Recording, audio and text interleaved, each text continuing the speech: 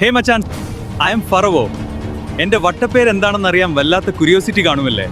അത് സസ്പെൻസ് ആണ്. ഇനി ചില വിജ്ഞാന കുതകികൾ ഗൂഗിളിൽ സെർച്ച് ചെയ്ത് ചാവിണ്ടാവും. ഇവൻ തുത്മോസ് മൂന്നാമനാണോ അതോ രാംസസ് രണ്ടാമനാണോ എന്ന്. അത് കണ്ടുപിടിക്കുന്നവർ താഴെ കമന്റ് ബിലോ.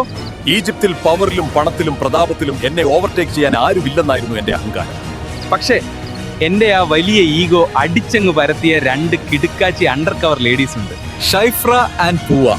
ജെൻസി, പിള്ളേർക്ക് ഈ പേര് കേട്ടിട്ടൊന്നും പിടികിട്ടിക്കാണില്ലേ?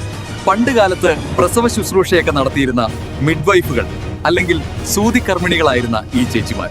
ഇസ്രായേൽ ജനത്തിന്റെ പോപ്പുലേഷൻ അങ്ങ് കുത്തനെ കൂടി. സത്യത്തിൽ ഞാനൊന്ന് പേടിച്ചു. ഈജിപ്തിൽ നിന്ന് മിക്കതും ഔട്ടാകുമെന്ന് ഞാൻ ഉറപ്പിച്ചു. അങ്ങനെ ഞാനൊരു മാസ്റ്റർ പ്ലാൻ സെറ്റാക്കി. ഷിഫ്രായെയും പൂവായെയും വിളിപ്പിച്ചു ഞാൻ കൽപ്പിച്ചു. ഇനി ഇസ്രായേൽ സ്ത്രീകൾക്ക് ആൺകുഞ്ഞുങ്ങൾ ജനിക്കുമ്പോൾ അവരെ അപ്പോൾ തന്നെ ഫിനിഷ് ചെയ്തേക്കണം. പെൺകുട്ടികളാണെങ്കിൽ മാത്രം വിട്ടാൽ മതി. എങ്ങനെയുണ്ട് എന്റെ മാസ്റ്റർ പ്ലാൻ? സംഗതി ചക്രവർത്തിയായ എന്റെ ഓർഡർ ആണെന്നും അനുസരിച്ചില്ലെങ്കിൽ തല തോട്ടിൽ കിടക്കുമെന്നും അറിയാമായിരുന്നിട്ടും. ഷിഫ്രയ്ക്കും പൂവയ്ക്കും ദൈവത്തോടായിരുന്നു സ്നേഹം. എനിക്കിട്ടത് അവരൊരു പുല്ലുവില.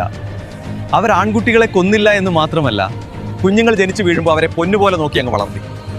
സംഭവം നൈസായിട്ട് അറിഞ്ഞ ഞാൻ ഇവരെ വിളിപ്പിച്ചൊന്ന് ഭീഷണിപ്പെടുത്തി. അപ്പൊ അവർ പറഞ്ഞ എന്തുട്ടാന്നറിയോ? ഇസ്രായേൽ സ്ത്രീകൾ വേറെ ലെവലാണെന്ന്, അവർ ഈജിപ്ഷ്യൻ പെണ്ണുങ്ങളെ പോലെ സ്ലോ അല്ലാന്ന്. ഒരു രാജാവിനും ഈയോ ഗതി വരുത്തല്ലേ. പുറപ്പാട് 23-ാം അധ്യായം 2-ാം വാക്യം. ഭൂരിപക്ഷത്തോട് ചേർന്ന് തിന്മ ചെയ്യരുത്. ഭൂരിപക്ഷത്തോട് ചേർന്ന് നീതിക്കെതിരായി കോടതിയിൽ സാക്ഷ്യം നിൽക്കരുത്.